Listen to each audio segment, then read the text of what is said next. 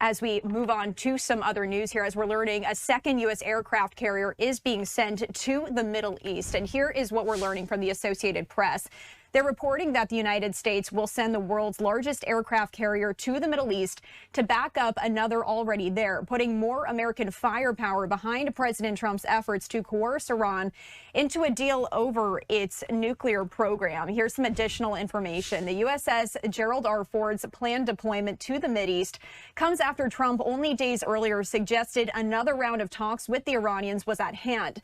Those negotiations didn't materialize as one of Tehran's top security officials visited Oman and Qatar this week and exchanged messages with U.S. intermediaries. Already, Gulf Arab nations have warned any attack could lead to another regional conflict in a Mideast still recovering from the Israel-Hamas war in the Gaza Strip. Meanwhile, Iranians are beginning to hold 40-day mourning ceremonies for the thousands killed in Tehran's crackdown on nationwide protests last month, adding to the internal pressure faced by the Islamic Republic.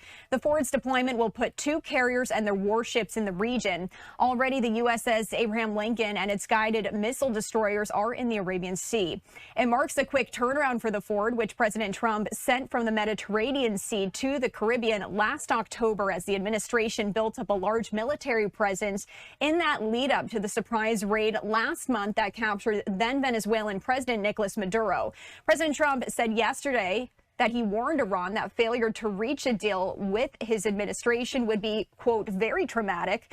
Iran and the United States held indirect talks in Oman last week, and President Trump said earlier this week that he was considering sending a second carrier strike group to the Middle East. President Trump held lengthy talks with Israeli Prime Minister Benjamin Netanyahu on Wednesday and said he insisted to Israel's leader that negotiations with Iran need to continue. Netanyahu is urging the administration to press Tehran to scale back its ballistic missile program and end its support for militant groups such as Hamas and Hezbollah as part of any deal. The USS Ford set out on deployment in late June 2025, which means the crew will have been deployed for 8 months in 2 weeks' time. It is unclear how long the ship will remain in the Middle East, and the White House didn't immediately respond to a request for comment as of this morning. So we continue to follow that breaking news here as well. We are stepping away for a commercial break. My name is Christy Matino. Welcome in here to Live Now from Fox. We'll be right back. Stay with us. The U.S. military is preparing for potential operations with Iran if President Trump orders an attack. Iran's top diplomat has arrived in Geneva ahead of what's being described as indirect talks with the U.S. tomorrow. For more, let's bring in CBS News senior national security correspondent Charlie D'Agata. He joins us now from our Washington bureau. So, Charlie, you've been speaking with people about these U.S. preparations. What can you tell us? Yeah, Lindsay's speaking with them every day, sometimes several times a day, to try to figure out what, from a military standpoint, what the game plan is. So there have been reports over the weekend, I can confirm those, that the United States could be preparing for a prolonged conflict. Of course, the United States is preparing for a prolonged conflict because the United States military prepares for any contingency, best case scenario to worst case scenario. And I'll tell you, there's nothing better than the Pentagon for preparing for worst case scenario. So the way it was described to me is you look at it as tiers. There are a number of targets, sort of surgical strikes that the United States, if President Trump decides and the Joint Chiefs of Staff and the Pentagon and Secretary Hegseth decide that this is the plan to take, surgical strikes within the regime itself, or you would take out missile launchers, or you would go after Iran's nuclear facilities, but you have to be prepared for retaliation. So if you really want to tell for what's going on there, you look at the Lincoln aircraft carrier that's been there for a few weeks, and it was ordered there because of the tensions rising in Iran. It's actually unique for that area, Central Command, CENTCOM, to not be without a carrier. Well, now there's a second one, and this is a significant move because they're moving the USS Gerald R. Ford from the Caribbean, where it was already extended. In fact, it's on, I think, its second extension now. Wow. So by the end of whatever this is, if it were to turn, as the military terms it, kinetic, that they would actually be engaged in a fighting war with Iran, you're looking at a carrier that is certainly looking down the barrel of one of the longest deployments, peacetime deployments, for decades. So that suggests that you're going to have 2 carriers in the region, a number of F-18 fighter jets, F-35 fighter jets that comes with, a number of destroyers, because it's not just a carrier, but destroyers with guided missiles on there. So you are talking about a package that is preparing for the worst, and not only preparing to strike Iran, but preparing for the defense of U.S. forces in that area.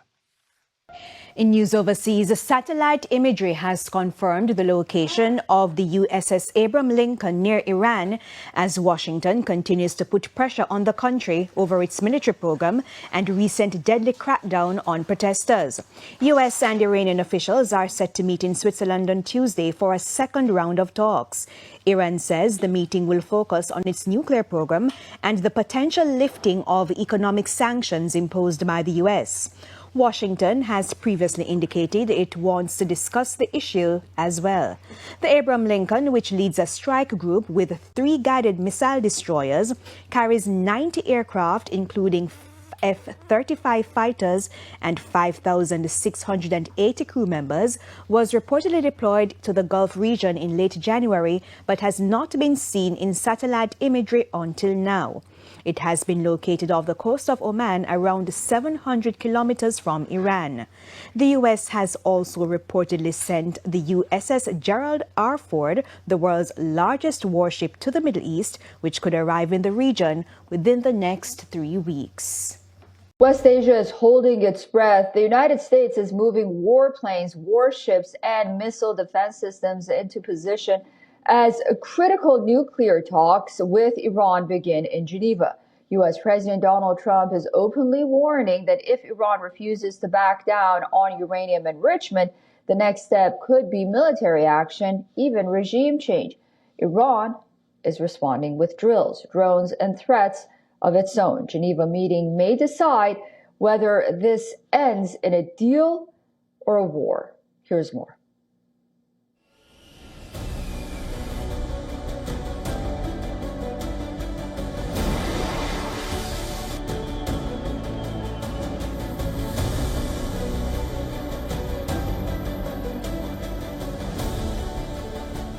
The United States is ramping up its war readiness across West Asia.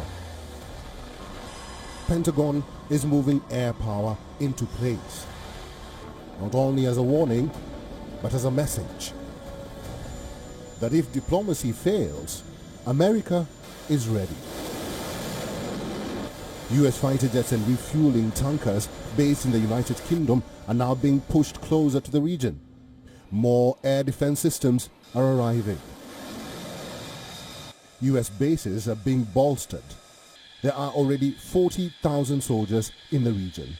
Dozens of U.S. military cargo planes have been flying equipment into Jordan, Bahrain, and Saudi Arabia. Open source data shows more than 250 American cargo flights have poured into West Asia in recent weeks. Satellite images confirm 12 U.S. F-15 strike aircraft now sitting in Jordan, ready within range of Iran. At sea, the build-up is even more striking. The USS Abraham Lincoln carrier group is already in the region. The USS Gerald Ford is now heading in. Each carrier brings destroyers, submarines, and the ability to launch Tomahawk cruise missiles deep into Iranian territory. President Trump has been blunt. He says Iran must stop enriching uranium. He wants limits on Iranian missiles.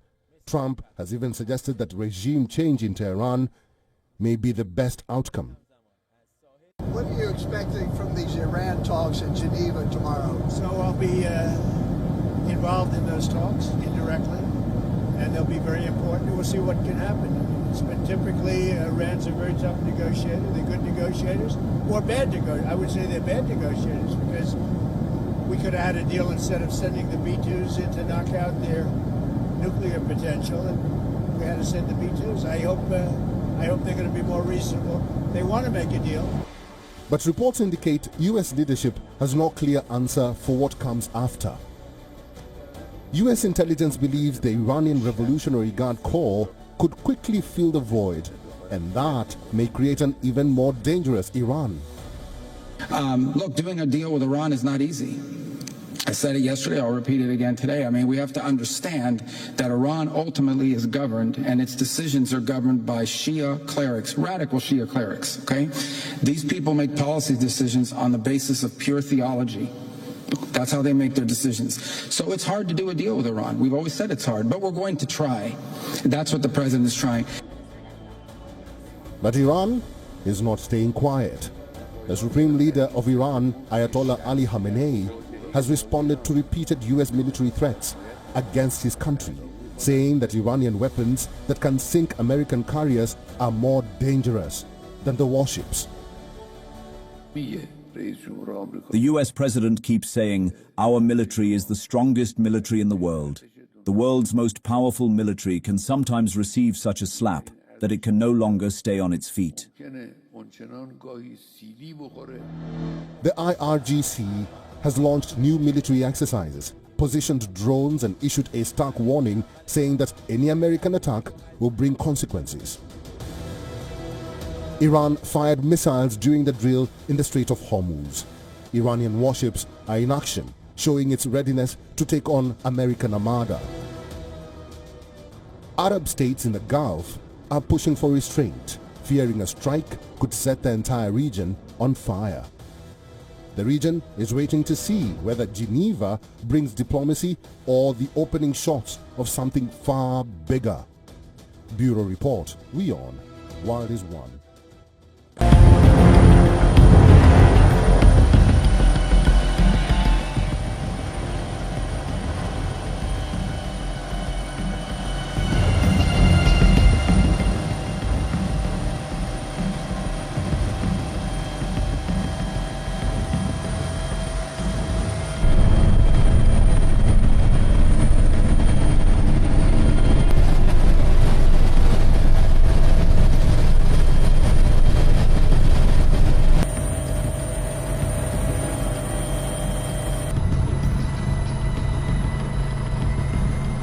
معمولا وقتی که ما اعلام کلیر میکنیم منطقه رو اینها دیگه پشت دنگه میمونن.